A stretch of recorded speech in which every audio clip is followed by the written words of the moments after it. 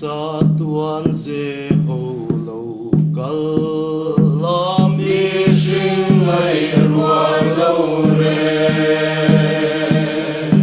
ma mai le cha tui fin riat nang ma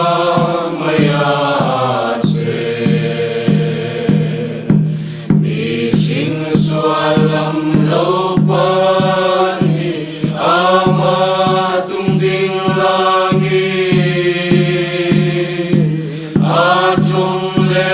anung sang chuan a fa kum khuang se shem mun thil sual bing tha lo thi na ka le tha ne wai na tlam nen te thei po lung mai thale ra ta mi sing ni chan chua wang le va na i shuai wang ya mun chung nung ber ra kha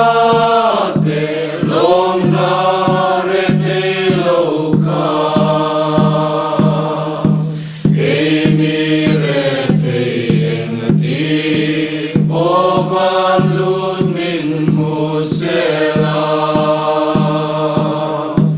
lom na chu a ro pui do na chung ama po ka lal Krista ka ne so